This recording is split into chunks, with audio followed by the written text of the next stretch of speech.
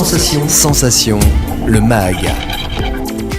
Bonjour à tous, bienvenue sur Sensation en partenariat avec TV78. Je reçois aujourd'hui Eugénie Berthaud, responsable du pôle culture à la mairie de La Verrière, et Nicolas Dainville, maire de la commune. Bonjour. Bonjour. Alors on va parler dans un instant de la programmation de la salle de spectacle Le Scarabée à La Verrière.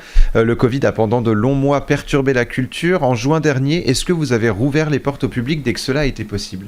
Dès qu'on a pu, les portes ont été grandes ouvertes. On a eu la chance de pouvoir accueillir des restitutions, dont la Fabrique à chansons avec Florent Vintrinier, qui est un des musiciens de la rue Quétanou, qui avait débuté un projet dans les écoles en 2019 et qui a pu se concrétiser enfin en 2021, où une classe a pu écrire une chanson, la mettre en musique, et du coup, ils ont pu la jouer devant toute l'école.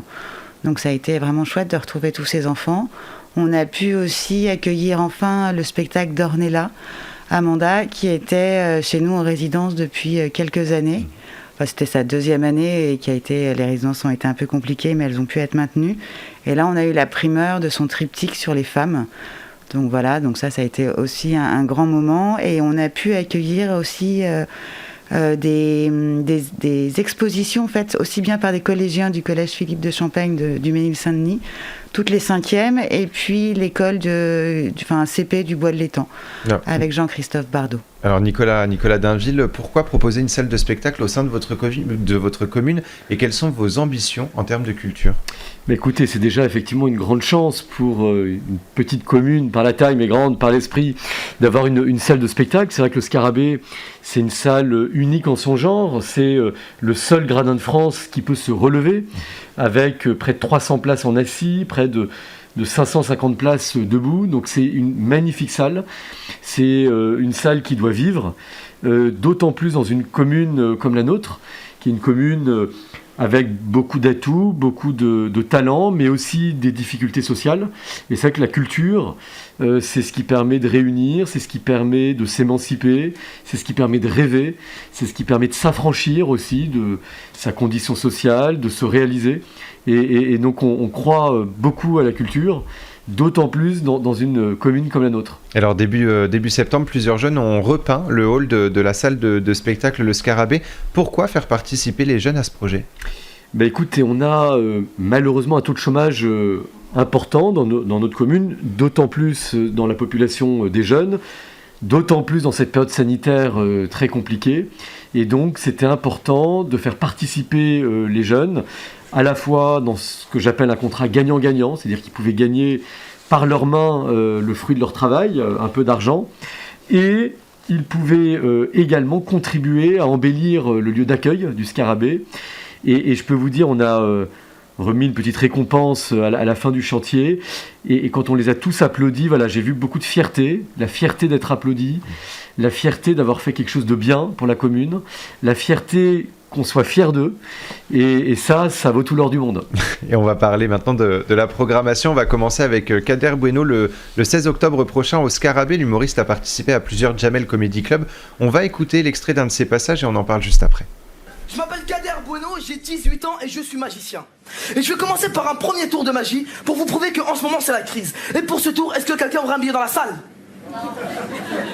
Non, quelqu'un a un billet, faites-moi confiance, je vous le rends. Sérieusement, quelqu'un a un billet dans la salle ?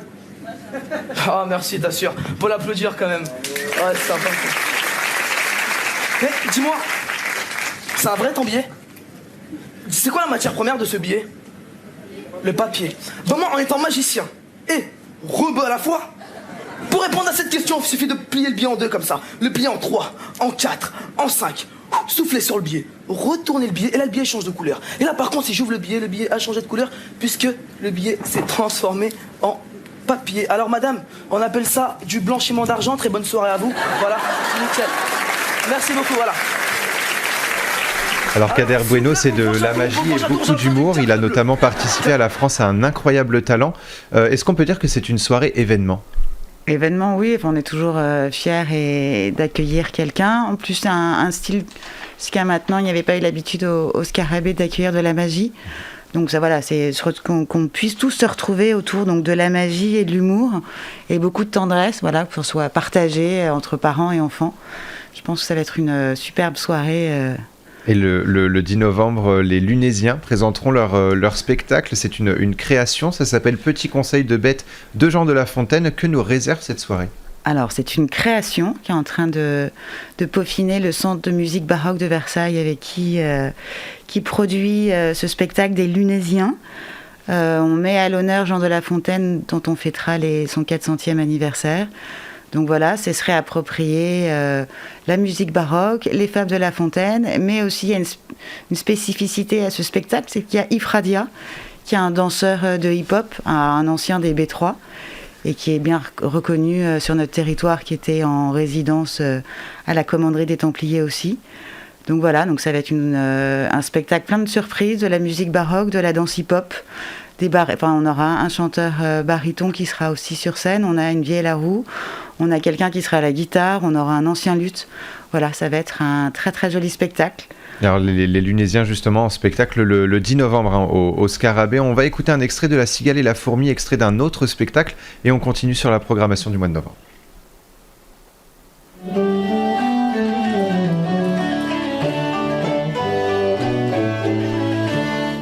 Pendant l'été, on veut chanter la cigale. Pendant l'été, l'été joue de l'oisiveté.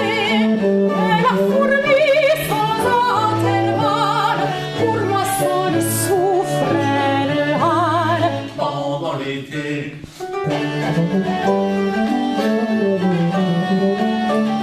Alors le 18 novembre, votre salle de spectacle accueille Les Nuses, un quatuor de 3 femmes et un homme qui chantent et font de l'humour. Pourquoi ces femmes ont décidé de chanter et surtout qu'est-ce qu'elles chantent ? Alors elles chantent beaucoup de chansons françaises des années 20 jusqu'à maintenant, et elles ont choisi ces chansons le plus souvent chantées par des femmes et écrites par des hommes. Donc du coup, on va retrouver du Dalida, mais il y aura aussi du Higelin, il y aura des reprises de Carmen Maria Vega. Ce sera complètement diversifié. Et puis c'est aussi l'occasion de fêter le Beaujolais nouveau. C'est aussi une soirée autour du Beaujolais. Donc on en profite, grâce à ces femmes-là, de découvrir de la musique en buvant et en goûtant ce nouveau cru. Et alors on voit qu'il y a une programmation assez éclectique finalement. On a de l'humour, on a du chant, on a de la musique un peu plus classique. C'est ce que vous voulez justement au sein de cette salle, un éclectisme, pardon. Exactement, on a eu pour ambition avec la nouvelle équipe municipale d'en avoir pour tous les goûts, de proposer pour tous les âges, de ne pas avoir peur aussi d'avoir des spectacles plus légers. Vous savez, Saint-Exupéry disait tous les adultes ont été enfants, même si peu s'en souviennent. Et c'est vrai que voilà, on voulait peut-être réveiller aussi l'âme d'enfant qu'on a tous en nous et avoir des spectacles aussi familiaux. On aura Alice, dont on parlera peut-être, une superbe comédie musicale, Pierre et le loup, on a de la magie. Donc voilà, éclectisme et aussi, je dirais, attractivité pour faire aussi rayonner la Verrière. Rayonner au-delà des frontières communales pour attirer aussi des habitants de Saint-Quentin ou d'ailleurs dans notre commune. Et comment est-ce que vous avez choisi justement les différents spectacles ? Est-ce qu'il y avait avant tout cette volonté d'éclectisme ou est-ce que c'était aussi des coups de cœur parfois ? Alors ce sont les deux, c'est ce qui fait la magie de la programmation. Alors après, avec la Covid, ça a été compliqué d'aller voir les spectacles. Donc on fait confiance aux compagnies avec lesquelles on a travaillé. On travaille beaucoup avec le festival Odyssée en Yvelines, qui est une biennale théâtrale orchestrée par Sartrouville. Voilà, on sait qu'on a 3 créations, dont une de David Lescaut qu'on accueillera au mois de mai. Voilà, le but c'est toujours qu'il y ait un spectacle, mais qu'on puisse faire des activités autour, des actions culturelles, de mélanger les publics. Donc avant tout, c'est aussi pour ça qu'on choisit des spectacles. Ce n'est pas que du spectacle, c'est de l'éveil, de l'éducation artistique, qui se passe aussi beaucoup en école, qu'on ne voit pas, ou peu, mais pas que. Il y a des ateliers pour parents-enfants, il y aura des ateliers de danse, des ateliers de confection de marionnettes.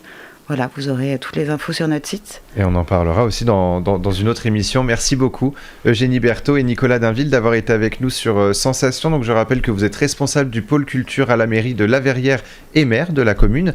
Pour plus d'informations, on peut se rendre sur le site ville-laverrière.com/le-scarabée. Pour revoir ou réécouter cette émission, on peut se rendre sur le site et application Radio Sensation. Et nous, on se quitte avec un extrait des Nuses.